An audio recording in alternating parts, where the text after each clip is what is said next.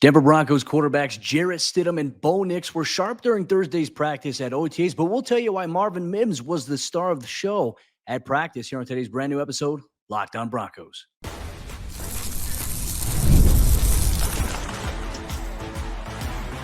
You are Locked On Broncos, your daily Denver Broncos podcast, part of the Locked On Podcast Network, your team every day. What's up, Broncos Country? Welcome into another episode, Locked On Broncos, your daily Denver Broncos podcast, part of the Locked On Podcast Network, your team every day. Thank you so much to all the everydayers out there for tuning in and making us your first listen of the day every single day. We appreciate you so much for making the show exactly what it is. Make sure you subscribe or follow for free on YouTube or wherever you get your podcasts, because we bring you coverage every single day all year long. I'm Cody Roark, Broncos reporter from Mile High Sports. I cover the team in person daily in Dove Valley at all practices, all games, and bring all that coverage here, what I see to the table here at Locked On Broncos with you, obviously the members in Broncos Country. Today's episode show is brought to you by our friends over there at the Game Time app. Download the Game Time app, create an account, and use code LOCKEDONNFL for $20 off your first purchase. Terms apply. And let's talk about OTAs, Broncos Country. Denver has wrapped up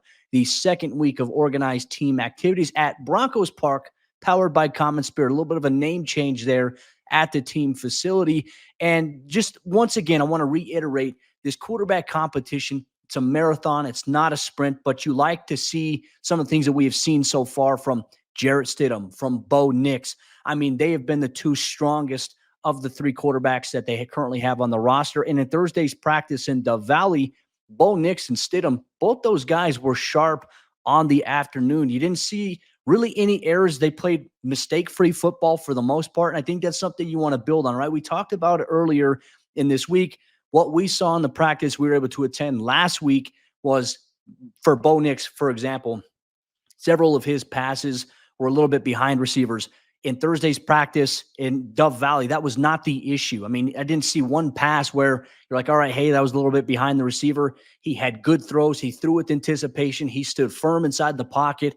He delivered strikes on the outside. I mean, one play, I want to mention this as well. They were in a third down emphasis, like a third down period here. Bo Nix threw a beautiful throw to the outside to Josh Reynolds, about 20, 22 yards. Levi Wallace had great coverage underneath. But because Bo threw it to a place where it was high, it was to the outside where only Reynolds could get it and get 2 feet in. It's a hard play for any defensive back to cover that. But for Bo, that's a big-time throw, and he had several of those on the afternoon. He had a couple of really great passes, including one to Lucas Kroll that would have been probably 24, 25 yards, and it ended up falling incomplete because the defensive back came out and knocked it out last second. You saw guys competing, making plays. But overall, timing, anticipation, delivery, Bo Nix was sharp. And then when Jarrett Stidham came in, he was sharp as well. The Broncos offense, they rotated these quarterbacks. Last week, it was 7 reps each quarterback per period. This week, 4 reps per quarterback per period, because they got a little more offensive work and they got an extra team period crammed into Thursday's practice, which is good. As many reps as you can get as possible. That's what Sean Payton is looking for here. But let's talk about Jarrett Stidham coming in and commanding the offense as well, connecting with various receivers on the afternoon. And even, like, I would even say attacking the short to intermediate, attacking the middle of the field. That's what he and Bo Nix did really well during Thursday's practice. And obviously Stidham was part of the play of the day, a highlight play by Marvin Mims. They ran a beautiful route, beautiful design. Marvin, obviously seeing that speed that he has, that we want to see a little bit more of in terms of how he's utilized. Just think about the Washington Commanders game a little bit, getting behind the entire defense. To be honest with you, I feel like it was actually kind of the same play that the Broncos ran in that game that we saw at practice. And Marvin Mims outran J.L. Skinner, who was playing the safety position, Tremont Smith, who had to climb depth there. Guys were in good position. Marvin was just faster, and Marvin got behind those guys. 55-yard touchdown. Beautiful throw there by Stidham. And look, I just think you're looking at how these guys are competing. The quarterbacks, they look comfortable. At least Bo Nix, Jarrett Stidham. At times, Zach Wilson does look comfortable. We'll talk about him here in a minute, but obviously Marvin Mims stole the show on the afternoon, getting involved with every quarterback you can possibly think of. And I like the emphasis on Sean Payton trying to force feed Marvin some more looks, some more targeted types of plays, because his speed and, think for him, if he can just continue to stay healthy, avoid that hamstring injury from popping up, the Broncos have a legitimate speed threat that is going to be dynamic to use. And it's something that we haven't seen them have in quite some time. Like we saw it with the Commanders game last year in week 2, but from that point forward, we really didn't see it. And the Broncos were deeply lacking and missing a type of player like that to do the things that Marvin can do. And it's, I think for utilization, Sean had told us after practice, once again, really reiterating that, hey, last year with all the guys that we had in the wide receiver room, we didn't do a good enough job of trying to manufacture it and get Marvin targets and looks. Seems like that emphasis is changing here with Sean going forward. So really sharp day by the quarterbacks here. Zach Wilson, obviously we mentioned last week, was the only quarterback who threw an interception. I would say in today's practice that we saw from him, he seemed a little more comfortable than he did last week. Now, I think we have to keep in mind, folks, and let's be fair about this, that while Bo Nix is learning a new system, Jarrett Stidham knows this system's coming back into it. This is an entirely brand new system than anything that Zach has ever been a part of in his NFL career. Granted, Bo has been able to handle a lot of different offensive coordinators, different offensive schemes, so I think he's a little more better suited to handle that than I think a guy like Zach Wilson. But Zach picked it up. He looked a lot more comfortable today. You didn't see him be nearly as aggressive as he was last week, and I think we saw several checkdowns by him. But look, here's the thing, like, you're taking what the defense is giving, right? And the thing I was looking at with Zach that I want to pinpoint here, because Zach's going to be kind of left out of the mix here because we really have been focusing on Bo. We've been focusing on Jarrett. But the thing that Zach did, I would say, is he went from his first read to his second read. If those two reads weren't there, he was always getting to his third read, which is something you want to see without panicking. Like last week, there were times where he got a little bit of happy feet, like, hey, he sensed that it wasn't there. He just used his legs and maneuvered around and ran for it. He was a little bit more calmer inside the pocket during Thursday's practice. And so overall, Sean has come in. We talked to him after practice. He said he's been pleased with that quarterback room. Talked about Bo Nix as he's throwing the ball really well. Same thing with Jarrett. Like both of these quarterbacks right now, we know this is billed as a quarterback competition. You all know my thoughts on it. I think it is Bo Nix's job. I think everyone else is competing for the backup job there. It doesn't hurt, though, to bill it as a quarterback competition throughout training camp because every single QB, they're going to get the same amount of reps in practice, whether it's in OTAs, mini camp in a couple of weeks, or even training camp towards the end of July. They're all going to get the same amount of reps. And it's just a large body of work that they're combining in there as well. So a lot of receivers getting in the mix for these guys, the rotating different personnel units, tight ends, running backs, fullbacks. None of that stuff right now in terms of who's running with the first team, who's running with the second team. None of that stuff really matters outside of quarterback because you're seeing guys that would normally be first string or first team running with the second unit offense, like just mixing and matching, and they're rotating through the first, second, and third. So for anyone looking and trying to read into that, Sean Payton even said it as well after practice. Don't try to read into it because right now we're just trying to get guys a lot of reps.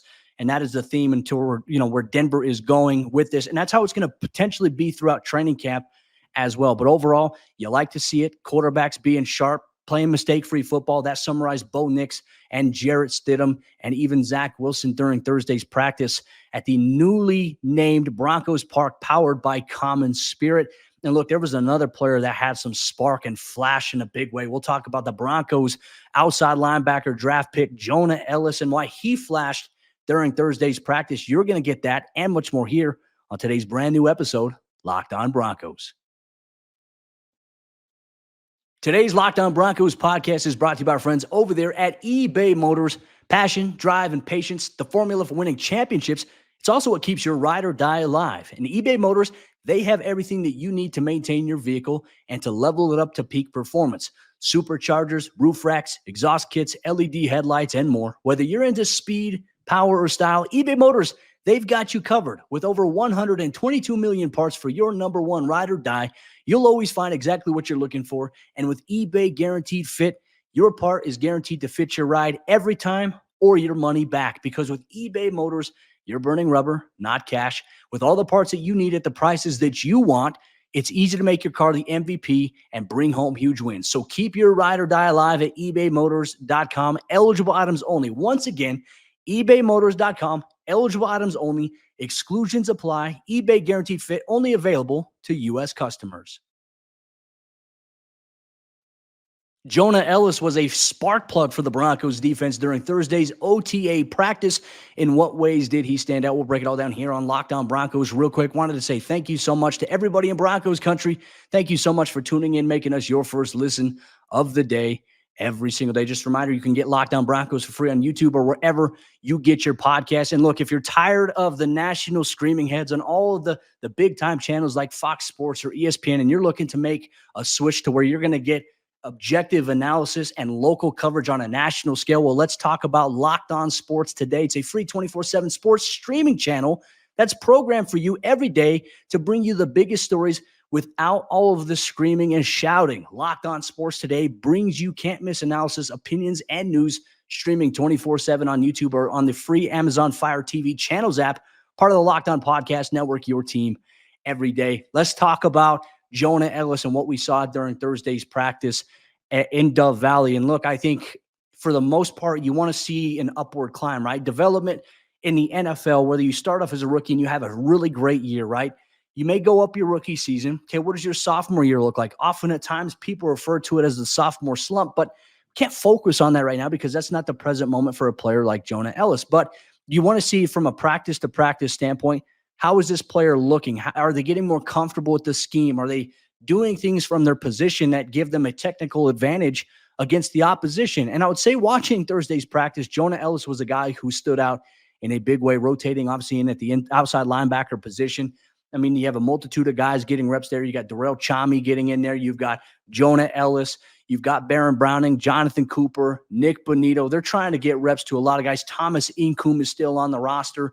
And so you're trying to maximize those opportunities because as we mentioned with the QBs, like each quarterback during Thursday's practice got 4 reps, right? So you'd have Nix would get 4 plays, Stidham would get 4 plays, and then Wilson would get 4 plays. And then you go to the next team period after that. So not a lot of reps. So it's like, how do you maximize during that window in terms of personnel changes? I think the coaching staff has done a great job of rotating guys in. Like guys are ready, guys are paying attention, which as you know, if you ever coach football and you're trying to get your personnel units ready to go on the field on any given play, sometimes it can be a pain in the rear end because sometimes guys aren't paying attention. They're looking in the stands, they're getting water, they can't find their helmet. You have, I think, attentiveness on the sideline here by all players in all situations. Guys are playing like they're staying tuned in. Obviously, if they're not on the field playing, they're on the sideline, they're paying attention, they're echoing the call of the defense. Jonah Elliss is a guy who reminds me of someone who's just sitting there, like when he's not in, he's watching his position. He's watching and he's looking, okay, if the offensive tackles line up right here, if I have a tight end on my side, what would my alignment be in this play? You see him visualizing it. Obviously out there at practice, he's moving his body to kind of simulate that. And he's kind of visualizing what's happening as the play is going on while also paying attention and knowing what the play call, what the scheme is. And I think he's one player that stood out to me in a big way because there were a couple of plays where, okay, the Broncos were trying to run to the outside. He did a really good job of keeping edge discipline, right? As an outside guy, you're always responsible for contain unless you're crashing in and you have a guy that's going to be blitzing and replacing where you're at in terms of your run responsibility. You know, if you're crashing in, someone else is going to have to take outside contain responsibility. Sometimes that could be a nickel defender, could be a safety, could be a linebacker, depending on the stunt that's called there.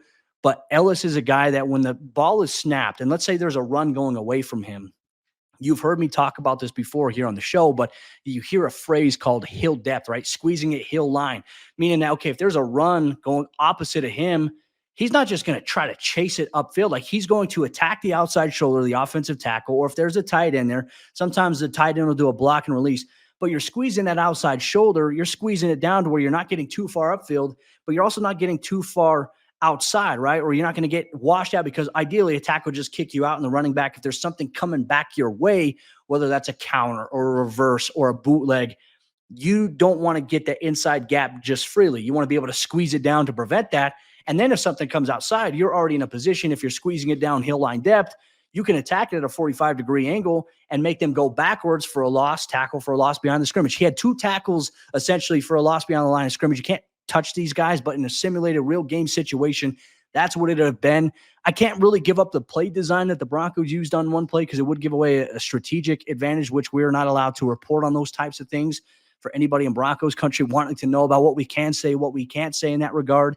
But they had a design, really smart design. I think it was a good read by the offense in terms of that. But Jonah Elliss was not fooled by it one bit. He stayed hill line depth, and then the play tried to get outside. He attacked it laterally at 45 degrees. It would have been, a tackle for a loss behind the line of scrimmage, probably about 4 or 5 yards. You love to see that. And then one play I can give away, Jarrett Stidham in one of the team drills was looking to do a screen pass to Javonte Williams, and Ellis sniffed it out right away. I mean, not even close. Like Javonte there was nothing he could do. There was nowhere he could have gone in that situation. And at that point, he had to become a defender to make sure it wasn't a pass that was going to be intercepted. But I think overall, you see Ellis, you see his motor. He's got a lot of energy and a lot of effort into what he decides to do. And he's smart too. It communicates pre-snap. And he also gets the guys on the defense fired up. I think it was Cody Barton came in on a blitz on one play, nearly got home. I think it was against Jarrett Stidham. And you just saw Ellis there hyping him up. Like there was jawing, there was excitement. There's just like this newfound energy with a lot of these young guys. And that's something I think we also have to mention as we're talking about Ellis. That's something that Sean Payton mentioned during practice or after practice today. He said just the energy and the excitement. There's like a youth movement right now around the team. And he said the energy there, it's been good, it's been welcomed, but it's also been contagious because not only are you getting new guys stepping up and becoming leaders, like you have to have that happen. You have to have some veteran voices, veteran presence there. Sean Payton mentioned specifically PJ Locke. He mentioned Baron Browning, which is a great sight to hear in terms of the defense because it's hard to replace a guy like Justin Simmons. But when you're also getting your young guys involved and they're not afraid to find their voice, they're not afraid to use their voice and communicate and get guys hyped up or get guys in position because you got smart football players across the board. It's a nice problem to have. And I wouldn't say it's a problem. It's a nice luxury to have. And I think that Sean Payton recognizes that specifically. And so we'll see how things kind of go about here as the team continues to go through OTAs. They'll have another OTA practice week next week, week 3 of it, Tuesday, Wednesday. We'll probably have access to next Thursday's practice once again. And then the week after that, it'll be mandatory minicamp June 11th through the 13th. We'll be able to attend all 3 days in full totality. And we get more ideas on what we can see in terms of progress. But once again, we're not keeping scorecards on the quarterback competition. We're not keeping scorecards on the running back competition. A lot of these positions involve contact. And right now during OTAs, contact is not permitted. So you're seeing process, execution of the playbook.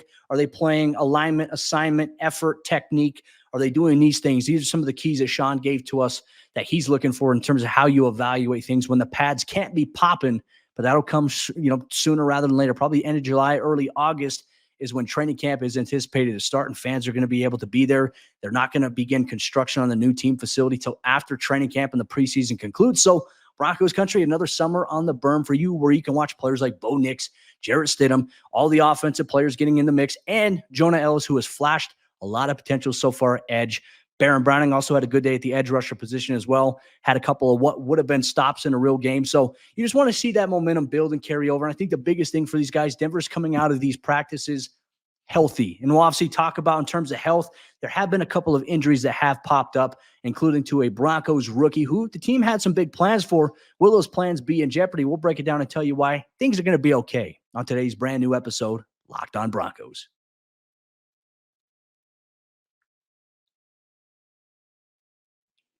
The injury bug hasn't quite struck the Denver Broncos, but there are several players that are dealing with some ailments, but they'll be back for the start of training camp. That's good news for the team as they look to move forward into Sean Payton's second year as the team's head coach. Real quick, just want to say thank you so much to everybody in Broncos Country for tuning in, making us your first listen of the day every single day. We appreciate you so much. We couldn't do the show without you. You make the show exactly what it is. So if you want daily Broncos coverage that's objective, like I mentioned, I go to practice every single day in the regular season. I go to away games. I go to home games.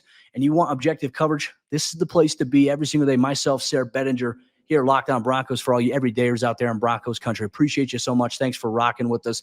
Let's talk about the injury bug a little bit. Now, I think in OTAs, you're always worried, especially with the start of OTAs. You're hoping that players don't have any non-contact injuries. And for the most part, the Broncos, they have been in a good position with health, especially with guys coming off ACLs, guys coming off Achilles like Tim Patrick. You're watching these guys move in practice. There's no hesitancy. They're comfortable. They're confident. That, to me, I think is a great sign. But you want to be smart during OTAs, and I think that's what the Broncos have done from a coaching staff standpoint. They monitor the wear and tear that these players have. They have these catapult vests that track like their usage, their wear down, their mileage. There's a certain amount of steps that they get during practice. They really don't want to go over certain thresholds. And obviously, there's the veteran guys as well you want to protect. And Sean Payton has been very, very big on that. That, I think, is an important element that probably doesn't get talked about enough, right? So even though that Denver has been relatively healthy throughout OTAs, there have been a couple of nicks and bruises that have popped up a little bit for the Broncos. Now, first off, let's start off with news of a guy who's going to be held out a little bit longer than anticipated. Obviously, the Broncos rookie running back, Audric Estime out of Notre Dame, number 37, pulled up last week in the Thursday practice that we were able to attend. He ended up on the side field, but it come to find out this past week, he had a scope procedure on his knee to see if there was anything that was wrong in there. Everything came back clean, according to Sean Payton. So he's going to miss the rest of OTAs. He's going to miss minicamp. But Sean did say he's expected to be fully back for the start of training camp. So that's great news. And I think a lot of people are wondering here, well, obviously, if Audric is dealing with an injury, how does it impact the running back competition? Right now, it's really not going to do that. And Sean had told this because I asked him as well, like relative to competition, you talk about contact, you can't do that right now in minicamp. You don't have the pads on. You can't really evaluate how running backs are, right? So it's okay, alignment. Like, is your perimeter vision there when we go on outside runs? Is your ability to see the cutback there when we do inside runs? You want to simulate that as best you can without the pads, but it's really hard to do that, especially when you talk about a guy like Estime, and we'll even reference Javonte Williams because of body type.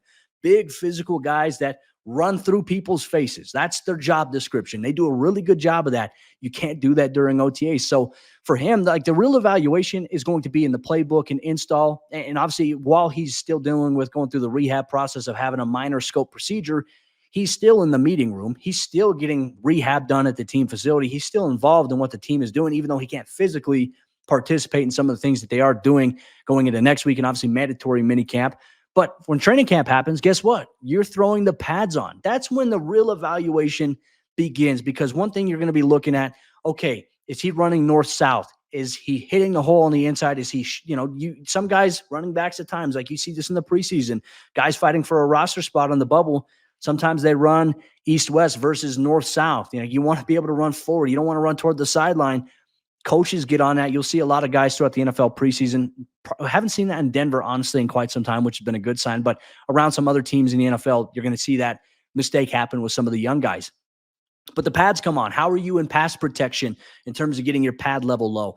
Estime is expected to be back, ready to go. And that's really when the running back competition comes into like a bigger evaluation period, where I think when we see and what we observe at practice, that's going to have, I think, more of a determination in the long run. You're going to have training camp. It's long, but that's also going to be a factor of carrying that evaluation into the preseason when you're playing against other opponents.